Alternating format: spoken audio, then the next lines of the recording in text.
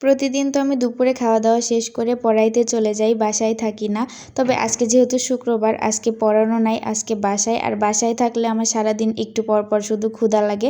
আর অলস বসে থাকলে তো আরও বেশিই ক্ষুধা লাগে। তোমরা যারা আমার ভিডিও দেখো তারা জানো শুক্রবারে আমি অনেক কাজ করি, পুরা বাসা ডিপ ক্লিন, কাচা ধোয়া যত কাজ থাকে সব কাজ শেষ করে ফেলি। তবে আজকে কোনো কাজ করি নাই, সকাল থেকে এত বেশি মাথা ব্যথা, মাথা নিয়েই সারাদিন পড়েছিলাম। আজকে শুধু রান্না করেছি আর রান্নাঘরটা ক্লিন করছি জাস্ট, আর কোনো কাজই করে নাই। তো বিকেলবেলা আমার জামাই গিয়েছে বাহিরে, ওকে আমি খাবার আনতে বলছি, তবে অতটুকু সময় আমার সহ্য হচ্ছিল না, এই জন্য 2টা আম ছিলে খেয়ে নিলাম।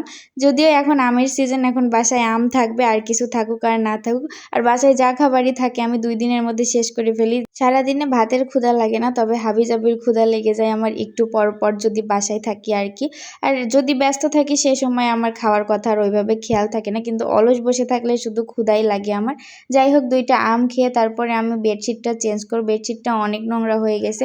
আজকে সব বেডশিটগুলো ধুয়ে দিতে চাইছিলাম, বাট আজকে তো কোনো কাজই করতে পারি না, আজকে সব কাজ অসম্পূর্ণই রয়ে গেল। যদিও ভাবছিলাম যে আজকে আর চেঞ্জ করব না, কিন্তু যতবার আমি এই বেডের দিকে তাকাচ্ছি ততবারই আমার মনের মধ্যে কেমন খুঁতখুঁতানি করছে। এই জন্যে ভাবলাম যে চেঞ্জ করেই ফেলি, চেঞ্জ না করলে আমি শান্তিও পাবো না। আসলে ময়লা বা নোংরা জিনিস যদি আমার চোখে পড়ে সারাদিনে, আমার সারাদিন কেমন জানি লাগে, গায়ের মধ্যে ঘিন ঘিন করে, একটা অশান্তি আর অস্বস্তি কাজ করে।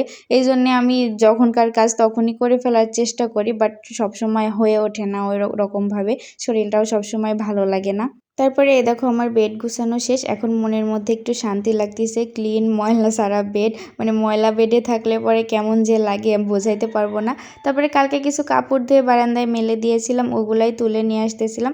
ছাদটা না থেকে এত প্রবলেম হয়েছে, অল্প অল্প করে কাপড় ধোয়া লাগতেছে। বেলকুনিতে তো আর অত দেওয়া যায় না, আর এমনিতেই বৃষ্টির দিন, বেশি দিলে পরেও ছিটে ছিটে পানি এসে ভিজেই যায়। তো যাই হোক, সকাল থেকে এত বেশি মাথা ধরেছে, মাথার যন্ত্রণায় মনে হচ্ছে মাথা ছিঁড়ে পড়ে যাচ্ছে। মাইগ্রেনের ব্যথা উঠে যাবে কিনা জানি না। তারপরে অনেক কষ্ট করে এতটুকু কাজ করলাম, ভিডিও করলাম, তোমাদের সাথে শেয়ারও করলাম।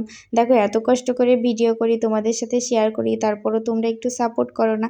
ভালো লাগলে অবশ্যই শেয়ার করে দিবা, ফলো দিবা, লাইক কমেন্ট করে পাশে থাকবা। তোমরা অনেকেই দেখি আমার ভিডিও দেখো, প্রচুর ভিউ হয়, তবে কোনো কমেন্ট করো না বা ফলো দাও না, ফলো ব্যাক করো না।